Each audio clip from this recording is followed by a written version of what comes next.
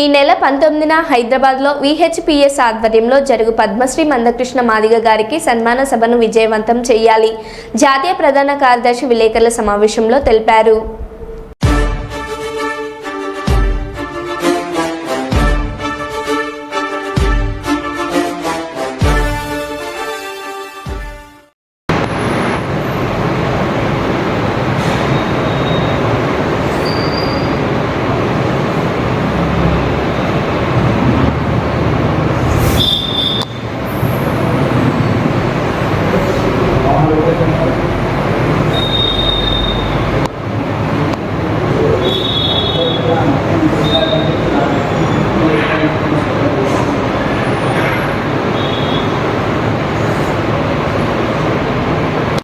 నా పేరు గడ్డం కాసిం, వికలాంగుల హక్కుల పోరాట సమితి జాతీయ ప్రధాన కార్యదర్శి.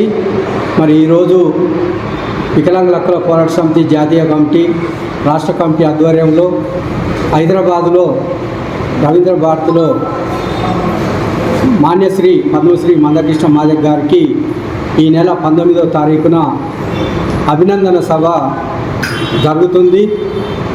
ఈ కార్యక్రమానికి తెలంగాణ రాష్ట్రం నలుమూలల నుంచి వికలాంగులు అనుబంధ సంఘాల నాయకులు అధిక సంఖ్యలో పాల్గొని 19వ తారీఖు జరిగే అభినందన సభను విజయవంతం చేయాలని పిలుపునిస్తున్నాం.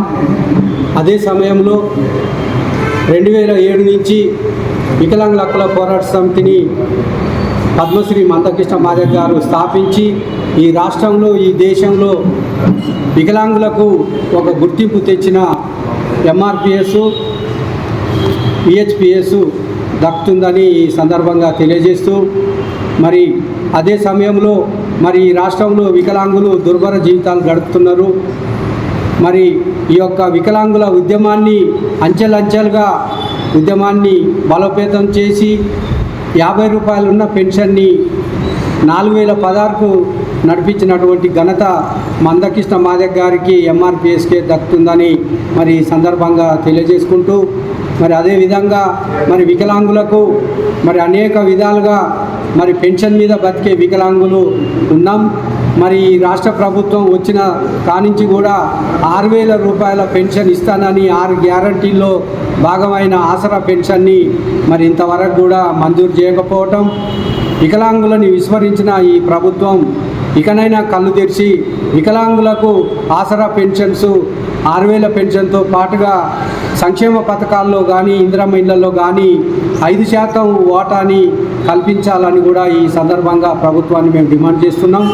ఏది ఏమైనా మరి ఈ లోపల 6000 రూపాయల పెన్షన్ ఖచ్చితంగా ప్రభుత్వం వెంటనే మంజూరు చేయాలని, లేని పక్షంలో ఈ రాష్ట్ర ప్రభుత్వం పైన వికలాంగులు మరో పోరాటానికి కూడా సిద్ధంగా తప్పదని కూడా ఈ సందర్భంగా మేము డిమాండ్ చేసుకుంటూ, ఏది ఏమైనా కూడా మందకృష్ణ మాదిగ గారి నాయకత్వంలో మరొక పోరాటానికి కూడా వికలాంగులు సన్నద్ధమవుతున్నారు.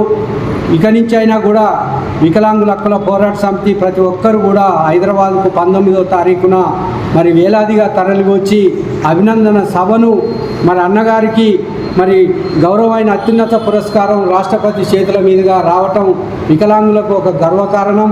ఆ యొక్క కార్యక్రమంలో వికలాంగులందరూ కూడా భాగస్వాములు కావాలని, ఆ పుణ్య దంపతులకు మరి సన్మానం చేయాలని కూడా విహెచ్పిఎస్ నిర్ణయించింది.